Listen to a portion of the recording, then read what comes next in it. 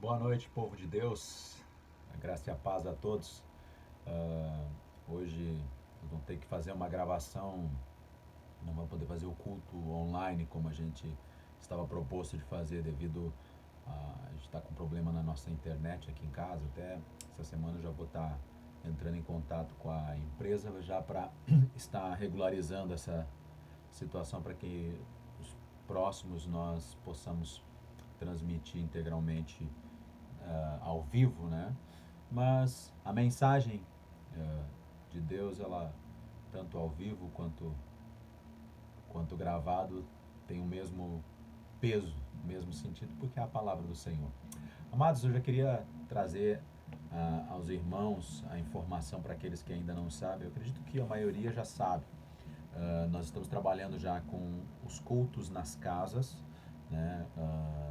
Com o intuito de atender as famílias mais de perto, e também com o intuito também de não promover aglomeração, né? Porque o culto nas casas ele é mais dedicado àquelas famílias, né? Até a gente não está focando em evangelismo externo e sim mas para aquelas pessoas que fazem parte do mesmo círculo de, de vida, né? A família, às vezes algum vizinho, mas o intuito não é aglomeração, né? Devido a da nossa colaboração com a pandemia.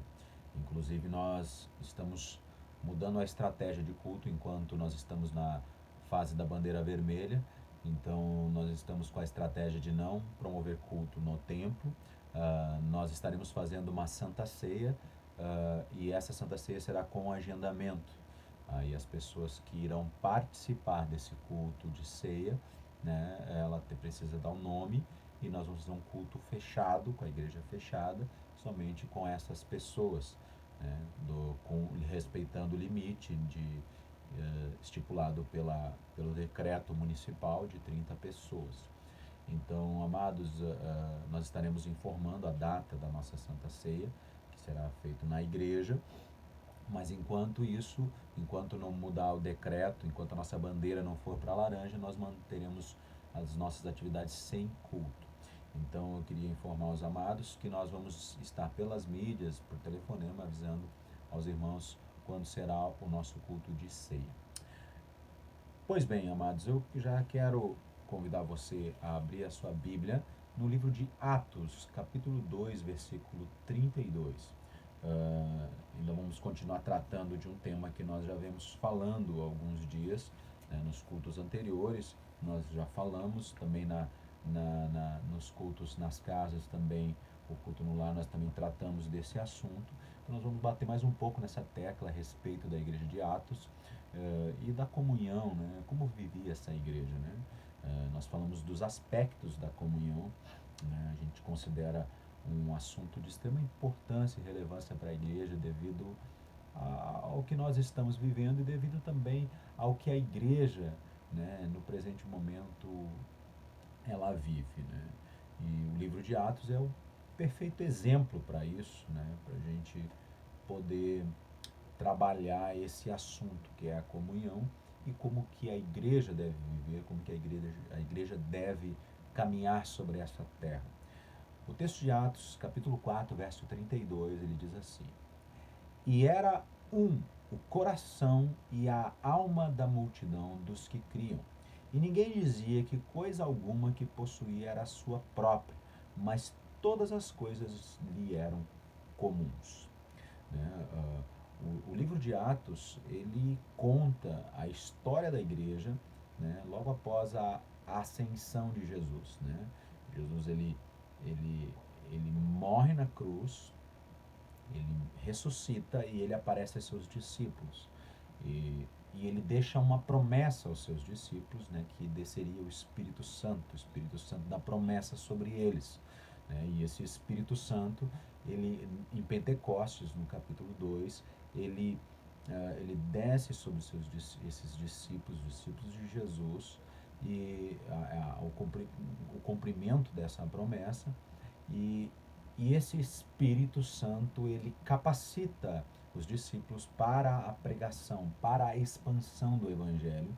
Então, logo após esse período, esse momento, essa promessa se cumprir, os discípulos eles começam a pregar, né? Diz o Evangelho de Atos, lá no capítulo 2, após a primeira pregação de Pedro, né? Pedro se levanta cheio do Espírito Santo e começa a pregar. Após a primeira pregação, 3.000 almas se convertem, né? E então, nós temos falado exatamente sobre isso, de como vivia essa igreja. A ideia, nós trazemos a nós hoje, a nosso tempo, o que nos cabe hoje de voltarmos, né? Muito embora essa igreja, a igreja de Atos, ela possui mais de 2.000 anos, a história dessa igreja, ainda assim os princípios aqui estabelecidos nessa carta, eles são uma preciosidade sem tamanho. Porque, amados, quando nós olhamos para a sociedade, nós vemos que a sociedade, à medida que ela evolui, que ao passar dos anos, né, esse processo evolutivo da sociedade, que é um processo comum e inevitável, nós percebemos, ao passar do tempo, que a igreja também ela sofre essa influência dessa evolução, e também com essa evolução a igreja também tem perdido algumas características, alguns princípios que nunca ela deveria ter abandonado, né? O exemplo disso é a relação que eles têm uns com os outros, né? E a nossa relação como irmãos dentro da igreja, ela está muito ligada à nossa questão cultural e às nossas questões sociais, aos nossos ensinos, aquilo que a gente aprende na nossa família, aquilo que a gente aprende na comunidade que nós vivemos, e isso, em geral, ele nos conduz à forma que nós vamos tratar. Tanto é isso que nós percebemos que cada pessoa, por exemplo, de regiões diferentes, elas têm jeito de lidar com as pessoas de jeito diferente. Por exemplo, eu tive a experiência de morar no interior, né? As pessoas do interior, elas têm uma forma de receber as pessoas nas casas com muito mais apreço, ah, ah, com muito mais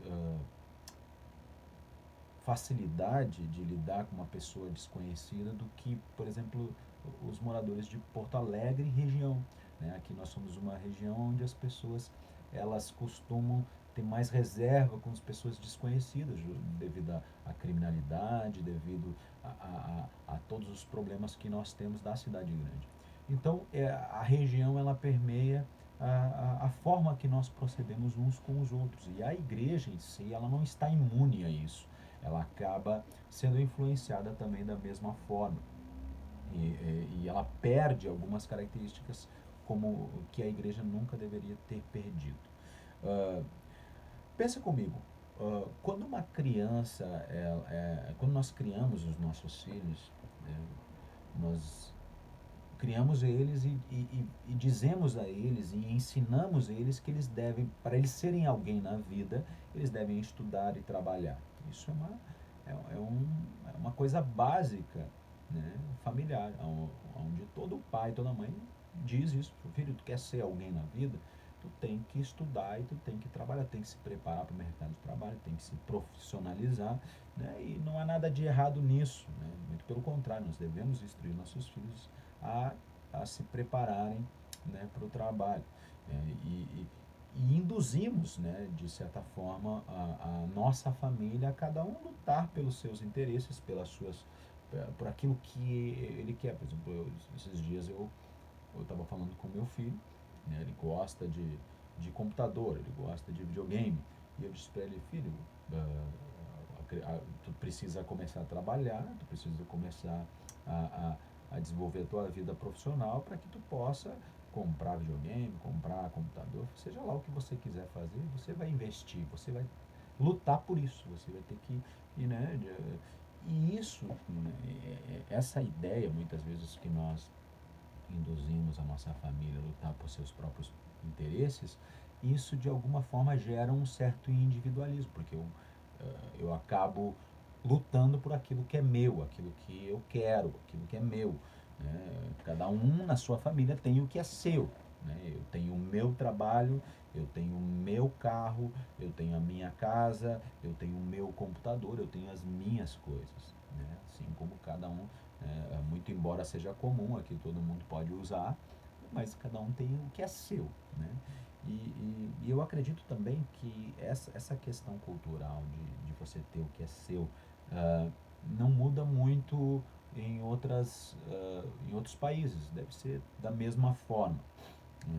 Em geral, cada um vive a sua própria vida, né? Amados, e essa sociedade que caminha nessa direção, assim, né, não coletiva e sim mais voltada para si mesma, individual, ela está inserida nessa igreja que somos nós, que é eu e você, né?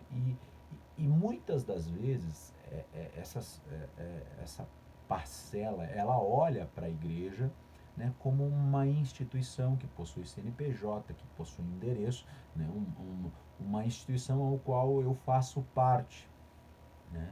E, e, e, e isso, né, é tão comum, né, essa questão de nós nos relacionarmos com a igreja, é, mais como uma questão administrativa e não como uma questão espiritual, é que faz com que muitas vezes nós entramos nessa igreja e nós não conhecemos, por exemplo, a necessidade dos nossos irmãos. Não consigo, eu não consigo ver a necessidade do meu irmão porque eu trato a igreja como uma entidade e não como corpo. Né? Eu não tenho essa visão de corpo, eu tenho essa visão de instituição. Eu vou à igreja, né? Eu não sou a igreja. Então, o fato de eu tratar como uma instituição, eu acabo não percebendo alguns pontos dentro da nossa comunidade cristã que precisam ser ressaltados e nós temos essa visão, entendemos bem. Né? Eu entro e saio dessa igreja por muitas vezes e eu não sei se o meu irmão está precisando de algo. Né? Uh, e às vezes até, inclusive, algumas pessoas entram na igreja e nem querem saber o que o outro irmão está pensando, o que o outro irmão precisa, porque também não tem interesse de ajudar. Isso também é um aspecto muito, muito problemático da igreja. É, é, e esse tipo de comportamento, amados, ele destona muito, ele diverge muito daquilo que Jesus fez quando ele fundou a sua igreja, quando ele estabeleceu a igreja, quando os apóstolos lançaram os fundamentos da igreja. Esse tipo de comportamento que nós vemos na igreja hoje é um comportamento que diverge completamente. Né? Cada um vive a sua vida e ninguém tem nada a ver com o outro. E isso não tem absolutamente nada a ver com a Igreja de Cristo fundada por Ele mesmo. Né? E é dentro disso que eu quero trazer mais alguns aspectos aqui, né, olhando para essa igreja de Atos, que é nosso referencial. Atos capítulo 4, verso 32, que é o texto base que nós abordamos. O texto diz assim: E era o coração e a alma da multidão dos que criam, e ninguém dizia que coisa alguma que possuía era sua própria, mas todas as coisas lhe eram comuns. Né?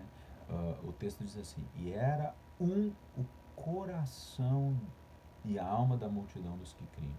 Né? Em primeiro lugar, nós precisamos saber que essa igreja, né, ela já era uma multidão, já não era mais uma igreja, né, um grupo de pessoas. Né? Tanto é que em Atos capítulo 2, lá no verso 41, né, quando na primeira pregação de Pedro, foram 3.000 almas. Aí depois, logo mais, em Atos capítulo 4, eles já falam em em quase 5.000 almas.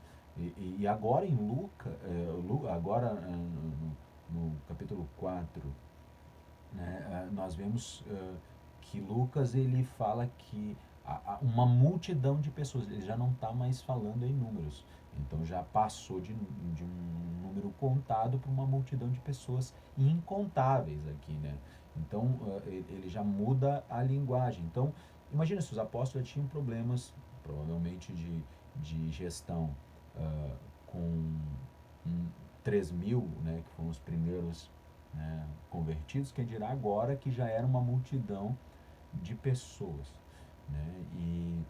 Cabe a nós lembrar também que não existia nenhuma ferramenta de gestão, né? Como hoje a gente pode às vezes encontrar em algumas igrejas algumas ferramentas de gestão, onde tem líderes para jovens, líderes para isso, não, lá eram os apóstolos e a igreja, e não tinha nenhuma ferramenta. E o texto diz assim: e era o coração e alma. Amados, aqui o Lucas ele nos dá uma ideia de tricotômica do homem, ou seja, o homem com três essências em um só. Né? E aqui ele usa a expressão coração e alma. Né? Coração aqui como a sede das emoções, as intenções desse homem, né? E alma ele usa a expressão como a vida, a vitalidade que eu possuo, que nós recebemos de Deus, que essa vitalidade ela é a mesma vida, por exemplo, que o cachorro, o gato, os animais possuem, a vida. Então ele faz essas duas separações, né? Coração como o sentimento e alma como a vida. Então ele diz assim: e era o coração e alma. Ou seja, Lucas está dizendo aqui que as intenções desses irmãos era um só. A vida deles e as intenções, a forma que eles procediam era uma só. Havia uma unidade nesses irmãos no seu modo de viver. Né? O desejo de cada um desses irmãos era um só, era único. Né? Muito embora, né, a Bíblia aqui não está falando, não está sugerindo uniformidade, né? Porque cada irmão, cada pessoa que estava ali era diferente. Né? Era um diferente do outro. E mesmo assim havia comunhão e unidade no propósito principal da vida, né? Da alma de cada um, propósito principal no coração. Por exemplo, cada um dessas pessoas dessa igreja tinha, sei lá, seu emprego, sua forma, sua atividade, cada um tinha a sua família. Mas, só que é interessante que as pessoas que faziam parte dessa igreja eram pessoas de todos os lados, eram pessoas de todas as regiões ali que cercavam os apóstolos. E eram pessoas de todos os lugares que vinham, né? De pessoas de culturas totalmente diferentes. E o mais interessante é que eles eram, apesar de serem pessoas diferentes, de culturas diferentes, de lugares diferentes, eles eram unidos pelas mesmas intenções e os mesmos desejos. Né? E a gente fica pensando, como pode uma coisa dessa? Como pode pessoas tão diferentes unidas por um mesmo coração, uma mesma alma, um mesmo sentimento? Né? Amados, a resposta ela está no próprio texto. Né? O texto diz assim: era o coração e a alma da multidão dos que criam. Aqui é o segredo: os que criam. Amados, crer é um princípio básico do Evangelho. Se eu lesse na Bíblia hoje, né, se não tivesse já lido antes, e eu lesse, estivesse escrito que Jonas havia engolido a baleia, eu creria. Não pelo fato de que eu ponderara uma coisa absurda ou não, mas é porque nós cremos que a Bíblia é a palavra de Deus, é a palavra da verdade. Tem gente que olha para as Escrituras e olha para a Bíblia e acredita somente naquilo que lhe convém, naquilo que é mais apropriado a ele, aquilo que ele concorda.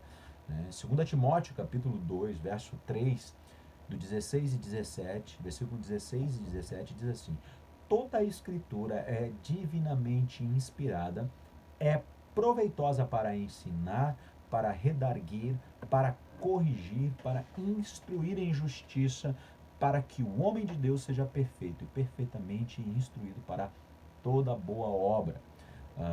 A Bíblia ela contém a verdade de Deus.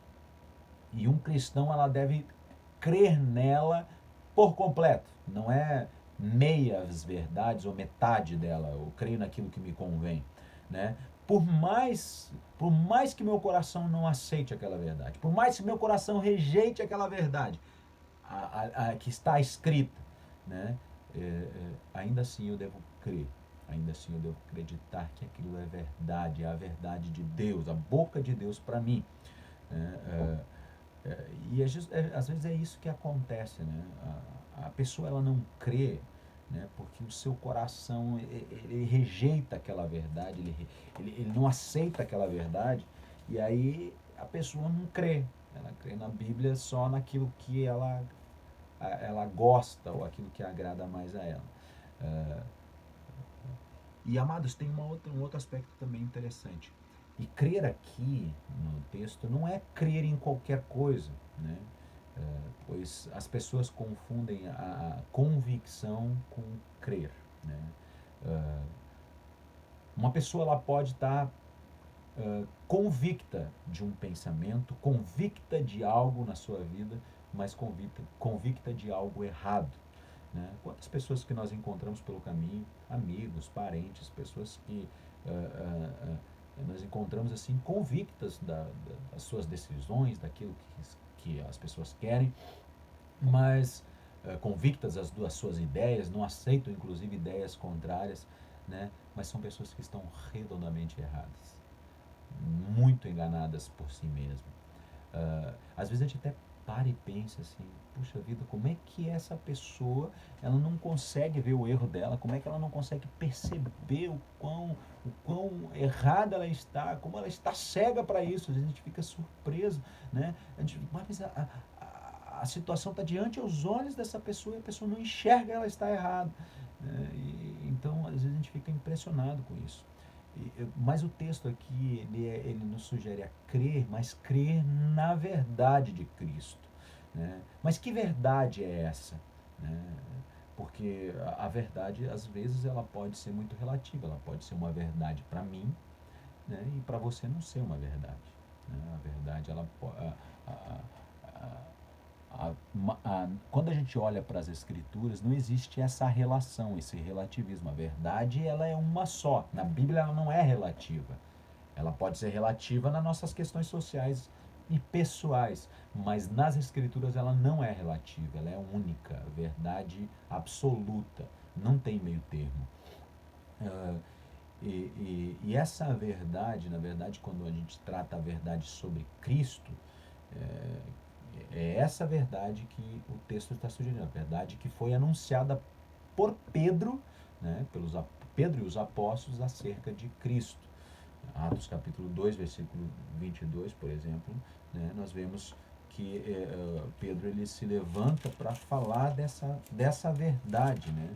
Lá no verso 22, nós vemos ali, Pedro ele se levanta e começa a dizer, né, varões israelitas, atendei estas palavras, Jesus, o Nazareno, varão provado por Deus, diante de vós com milagres e prodígios e sinais, os quais Deus próprio realizou por intermédio de vós, como vós mesmos sabeis, sendo este entregue por determinado desígnio e presciência de Deus, vos o mataste crucificando por mãos de iníquos, o qual, porém, ressuscitou, rompendo grilhões da morte, e porquanto não era possível fosse ele retido por ela. E aí lá no verso no verso 37, né, quando ele conclui essas palavras no capítulo 2, esse sermão que ele está pregando, ele diz assim, ouvindo eles estas coisas, compungiu-lhes o coração, e perguntando a Pedro e aos demais apóstolos, que faremos, irmãos? Respondeu-lhes Pedro, arrependei-vos a cada um de vós e seja batizado em nome de Jesus Cristo para a remissão dos vossos pecados e recebereis o dom do Espírito Santo. Né? Amados, a pregação, essa verdade anunciada, ela era baseada na doutrina da morte e ressurreição de Cristo e no arrependimento de pecados e batismo. Né? E algo que me chama a atenção, que essa doutrina ela não era baseada nos prodígios que Jesus havia feito sobre a terra, porque Jesus havia feito muitos milagres e prodígios e maravilhas. A prova disso é que a, a conversão dessas 3.000 almas ela veio após a pregação, né? Porque muitos deles haviam visto os milagres que Jesus havia feito e não se converteram. Olha o que diz o texto. O texto lá no início do verso 22, ele diz: varões israelitas, atendeis essas palavras, Jesus o Nazareno, varão provado por Deus, que diante de vós, com milagres e prodígios e sinais, os quais o próprio Deus realizou por intermédio deles entre vós. Então, eles não se converteram quando viram os milagres, se converteram quando ouviram a pregação, quando ouviram a palavra da verdade, quando ouviram a verdadeira doutrina de Cristo, da morte, ressurreição e remissão de pecados. Então foi isso que levou à conversão, porque depois que eles ouviram a pregação, eles perguntaram, e agora o que a gente faz, Pedro? Né? Perguntaram esses israelitas aos apóstolos, e agora o que nós fazemos? Então agora, né, se arrependam dos seus pecados e sejam batizados em nome de Jesus. Né? E esse é um dos motivos que nós, a Igreja Batista de Filadélfia, não promovemos, né, cultos de milagres. Né? Na nossa igreja, nós não fazemos hoje é o culto do milagre, hoje é o culto da bênção, hoje é o culto disso, culto daquilo. Nós não promovemos, amados, porque nós não vá confundir o fato de nós não promovermos culto de milagre com o fato de daqui a pouco você achar que nós não cremos. Nós cremos em milagres, cremos em maravilhas, cremos em prodígios e bênçãos da parte do Senhor. Deus, ele cura, salva, liberta e batiza no Espírito Santo ainda hoje. Nós cremos em todas essas coisas, mas o fato de nós crermos disso, né, nós compreendemos também que é Deus quem faz essas maravilhas, é Deus quem opera todas essas coisas, e Ele não depende de um dia promovido por nós. Ele faz isso quando Ele quer, quando Ele bem quiser, quando Ele bem pretender. Ele não precisa de uma hora marcada para fazer um milagre. Ele pode fazer um milagre na tua vida agora, aí na sua casa, onde você está. Você pode estar ali agora orando, pedindo um milagre, Deus fazer um milagre. Você pode estar pedindo, Senhor, batiza o meu coração no Espírito Santo, renova o meu coração no Espírito Santo, e Ele fazer isso agora, imediatamente. Ele não precisa de uma hora marcada. Ele não precisa de um local marcado, ele faz quando ele quer. Por isso que nós não promovemos culto de milagre. Mas nós cremos e sabemos que Deus faz. Inclusive, presenciamos e vivemos isso. Então, amados, nós quando olhamos para a igreja de Atos, nós vemos que esse era o segredo da unidade. Né? A unidade, ela se dá, essa unidade dessa igreja, ela se dá através da pregação, da conversão por intermédio da pregação. Né? E é isso de fato que leva a forma que nós podemos viver em comunhão. Né? Somente nós vamos poder ter unidade como igreja, entre irmãos, né? Com pessoas que se converteram verdadeiramente. Né? É diferente de afinidade. Afinidade é quando eu gosto de uma pessoa porque ela me agrada, é uma pessoa que eu tenho apreço. Mas unidade é diferente. Unidade ela se dá por intermédio da conversão. Uma pessoa, né, amados, uma igreja onde essa igreja que preza pela pregação fiel da verdade, vai somente permanecer nessa igreja as ovelhas de Cristo. Aqueles que rejeitam a verdade, eles não vão ter comunhão nesse lugar, porque não vão ser irmãos do mesmo Deus, não serão filhos do mesmo Senhor. Né?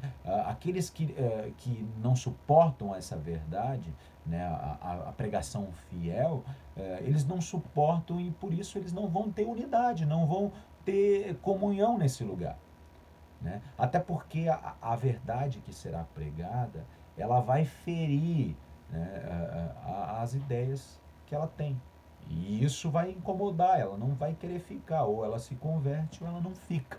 Então, de fato, é um aspecto que a gente percebe que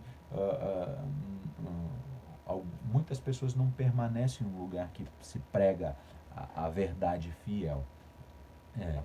E o texto ele continua dizendo: e ninguém dizia que coisa alguma do que possuía era sua própria, né? Longe de nós trazemos uma ideia de socialismo, comunismo ou até mesmo capitalismo, que são ideias, né, políticas sociais, né? Jesus ele nunca ensinou nenhuma dessas coisas, né? Inclusive nem existia essas ideologias, né, no período de Jesus, né? Muito, muito embora nós olhamos o comportamento de Cristo, algumas coisas parecem que se assemelha a esse sistema. Mas aqui, amados, Lucas ele tá expressando, na verdade, o zelo que esses irmãos tinham uns pelos outros, né? Eles se amavam, essa igreja se amava, os irmãos se amavam verdadeiramente. E eles se preocupavam uns com os outros, né? Não faltava nada a ninguém, né? Tanto que se alguém tivesse falta, eles vendiam o que tinham e partiam entre eles, partiam entre si, né? Tamanho era o cuidado e o zelo, né, que eles tinham uns com os outros. E o texto continua dizendo: ninguém dizia que coisa alguma do, do que possuía, né? Ou seja, ninguém se gloriava naquilo que possuía, ninguém se achava mais que os outros por ter mais posses ou porque ter mais. Eles não se gloriavam pelo que tinham, né? Às vezes a gente encontra pessoas que são assim, né? Se gloriam porque têm um status social maior, né? A soberba, ou então porque às vezes até dentro da igreja uma posição na igreja mais elevada que os outros, pastor, líder, seja lá o que for, ministro de louvor, aí a pessoa se acha, né, melhor que os outros, né? Isso é terrível, um sentimento péssimo e não condiz com a cristandade. E aí a gente vê aqui que esses irmãos dessa igreja de Atos, eles não tinham esse tipo de sentimento, ou seja, eles não se gloriavam nas coisas que tinham, né? O coração deles não estava nas coisas que eles possuíam, e sim, né, em se amarem, serem irmãos. E o texto diz assim: ninguém dizia coisa alguma que possuía era sua própria, mas todas as coisas lhe eram comuns, né? Todas as coisas lhe eram comuns. Todos partilhavam, ou seja, né, todos partilhavam o que era comum, né? A Bíblia judaica diz assim: todos partilhavam o que era comum. Comum aqui no texto ele vem do grego koinos, que é o mesmo que compartilhar cerimonial, né? Ou seja, é alguma coisa que pertence a todos, que é compartilhado através de cerimônia, né? O que eles possuíam que era compartilhado de forma cerimonial e era comum a todos? Era a fé deles, era a fé que eles tinham em Cristo, que era aquilo que eles partilhavam uns com os outros. E cada um desses irmãos, né, eles possuíam o mesmo propósito na fé, o mesmo desejo, e eles partilhavam dessa fé uns com os outros, tanto no templo quanto nas casas. Amados, a base da nossa comunhão, ela deve ser essa. A base do nosso relacionamento, da nossa comunhão da igreja, ela deve ser essa. Partilhar Cristo, partilhar de Cristo uns aos outros. Atos capítulo 2, versículo 46 diz assim: e perseveravam unânimes todos os dias no templo, partindo pão em casa, e comiam juntos com alegria e singeleza de coração, né? Amados, aqui o pão não é somente o alimento físico da ceia, né? Porque traz essa ideia, o partir do pão em casa, da ideia de ceia. Aqui, mas da ideia de espiritual, né? De Cristo como pão da vida, né? Sendo partilhado de casa em casa. E de fato é isso que nós queremos fazer hoje como igreja, que nós estamos indo na casa dos irmãos partilhar do pão, né, que é Cristo. Cristo é o pão da vida, é esse que nós estamos indo partilhar nas casas. Por isso que nós estamos fazendo cultos de casa em casa nesse período de quarentena, e pretendemos continuar com esse trabalho, com essa ideia. Mas eu quero deixar uma aplicação para nós nessa noite. Nós vivemos em um tempo que, embora distantes socialmente devido à questão dessa pandemia, nós precisamos continuar ligados aos nossos irmãos, né, de alma e coração. Assim como aqui essa igreja de Atos era ligada de alma e coração, era um só. Nós precisamos, como igreja, andarmos ligados, né? Portanto, o que nós devemos fazer para isso acontecer? Primeiro, orarmos uns pelos outros, orarmos pelos nossos irmãos, orarmos pelo cuidado de Deus com cada um de nós, com cada um dos irmãos, com as nossas necessidades, né? Também, amados, né, se preocupar com os nossos irmãos, ligar para os nossos irmãos, perguntar se eles estão precisando de alguma coisa, se há alguma necessidade que ele precise de ajuda, se preocupar uns com os outros. Amados, às vezes a gente fica olhando, a igreja fica olhando assim, esperando que seja o pastor que faça isso. Não, mas isso quem tem que fazer é o pastor. Tem gente que pensa assim. Amados, a igreja é eu e você, não é o pastor da igreja. Então, quem tem que se preocupar é nós, todos nós nos preocuparmos uns com os outros. Eu também tenho necessidades. E também, às vezes, uma ligação de alguém dizer, pastor, né, Deus te abençoe, eu estou orando pelo senhor, ou pastor, se eu preciso de alguma coisa. Também eu preciso, eu tenho necessidades. Assim como você tem. Então, esse é um papel da igreja. Às vezes a gente olha para o pastor da igreja e acha que ele é um cara blindado, né? A família pastoral é blindada e eles não têm necessidade, né? Todos temos necessidade, nós somos uma comunidade. E se nós olharmos para essa igreja aqui, todos se preocupavam uns com os outros. Não era só Pedro e só os apóstolos que cuidavam das pessoas. Não, todos cuidavam mutuamente entre si, né? Tanto que eles vendiam as suas posses e eles depositavam aos pés dos apóstolos e os apóstolos distribuíam, né, para as pessoas necessitadas. Amados, nós precisamos nos preocupar uns com os outros, voltarmos para essa essência que se perdeu ao passar dos anos, né, devido ao processo evolutivo da humanidade.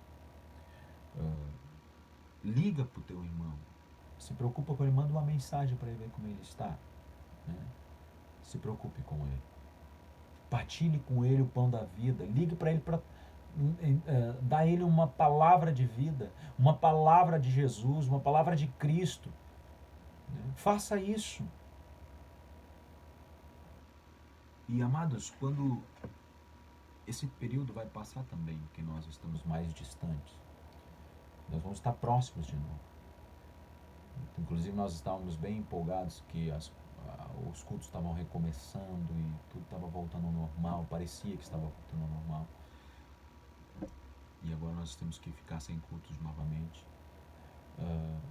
Mas quando nós retornarmos, quando voltarmos à comunhão, valorize o período da comunhão, valorize o tempo que você vai estar juntos, né?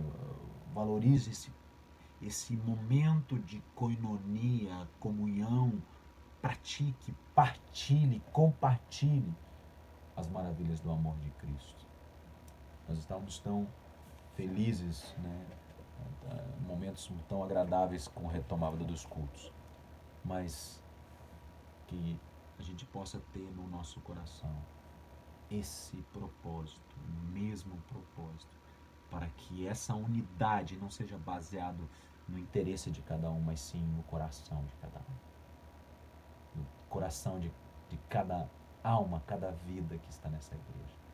Que Deus abençoe você, que Deus abençoe a sua família e que você possa experimentar as maravilhas do Senhor, seja onde quer que você estiver.